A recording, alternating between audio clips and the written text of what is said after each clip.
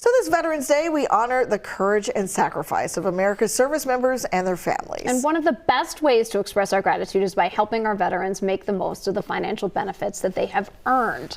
Our money expert, Dustin Smith from Wealth Enhancement Group, here to talk with some smart planning moves that can strengthen their financial security. Dustin, thanks so much for being here. Yeah, thanks for having me. Yes. Why don't we just start with what are some of those benefits and, you know, how it's important for the veterans to know them and understand them? Yeah, so when we think about the primary benefits that veterans or active service members have, it really boils down to health, housing, education, and disability. Those are the main ones that we talk about.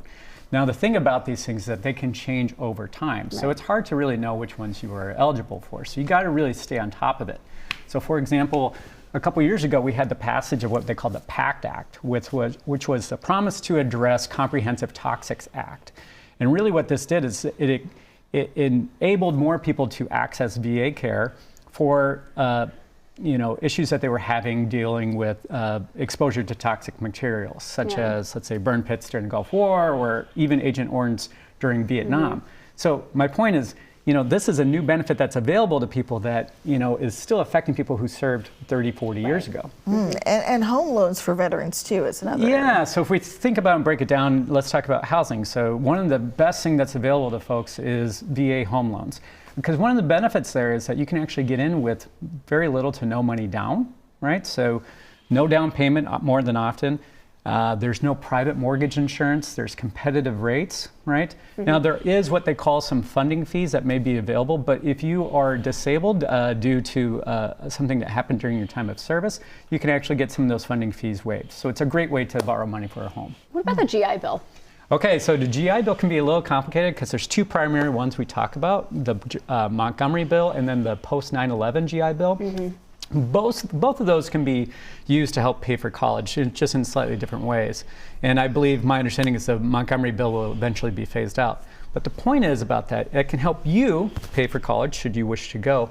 But here's the best thing, it can also be passed down to your spouse or child if you personally decide not to use it. Oh, I didn't realize that. And even if they're not a veteran. Correct, correct. So that can be a huge benefit for your family in general. And then there's life and disability insurance. Yeah, so it's really difficult often for people to actually get insurance, sometimes after being in the military, particularly if they had some sort of disability or some sort of issue, because when you apply for life insurance, for example, you need to prove your insurability. And so the VA now has, well, they've had it over time, but there's this new one, they call it the VA Life, which allows folks to get up to $40,000 worth of life insurance without proving insurability. That's a huge thing. Now, Dustin, you know that I always like to tell people to go to a financial advisor. Yes. You always like to tell, right? Okay, but no, we're not here to do that. Yeah. But this also does feel like this is a place where you'd want to seek out advice, whether it is a private financial advisor with veteran experience or whether it's the VA. Yeah, there's just a lot of, as I was saying, there's a lot of benefits that are available to you, and they're changing all the time. Right. So just trying to be abreast of what are the things and how do you access them. Absolutely. Well, Thank you so much. Yeah, thanks so much. Thanks for having me.